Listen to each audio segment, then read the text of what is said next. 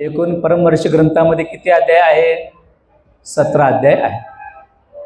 17 अध्यायामध्ये मौली काय काय सांगितलेत? खरं म्हणजे मी रोज किती अध्याय झालेला आहे ना तेवढ्या अध्यायावर मी बोलणार होतो, परंतु आज तर 6 अध्याय झालेत, कालचा आजचा मिळून. मग एक अध्याय म्हणजे 1-1 तास जाते, मग तुम्हाला काय प्रसाद भेटणार नाही. म्हणून जास्त न बोलता, आज तिसरा सोमवार आहेत, सकाळी बरेच लोकांचे उपवास आहे. आता लगेच सगळ्यांचं तिकडंच चित्त आहेत, कधी भोजन आहे, दुपारची वेळ आहे म्हणून तुमचं फार वेळ न घेता आज 6 अध्यायावर बोलण्यापेक्षा एकच अध्यायावर बोलून पुढेच होतं.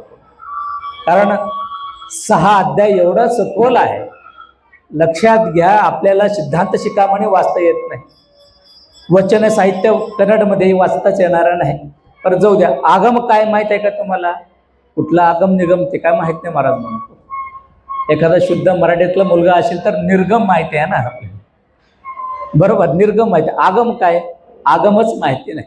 म्हणून थोडक्यात सांगायचं म्हणजे ह्या भारतीय संस्कृतीमध्ये, या हिंदू संस्कृतीमध्ये मूळ जे काही ज्ञानाचे भंडार आहे तो वेद, आगम, षडस्थल म्हणजे षडदर्शन आणि आरण्यक, ब्राह्मणक अशी अनेक काही ग्रंथ आहे.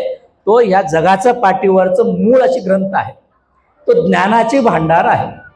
तो वेदामध्ये भेटतो, आगमामध्ये भेटतो आणि षडदर्शन म्हणून 6 दर्शनामध्ये भेटतो आणि अनेक 18 पुराणामध्ये भेटतो आणि अनेक अशी संतांची ग्रंथ आहे. तो ज्ञानेश्वरी असेल, भगवद्गीता असेल, परमर्श ग्रंथ असेल, लक्ष्मण माऊलीची गाथा असेल, या ग्रंथामध्ये ज्ञान आपल्याला सापडतो.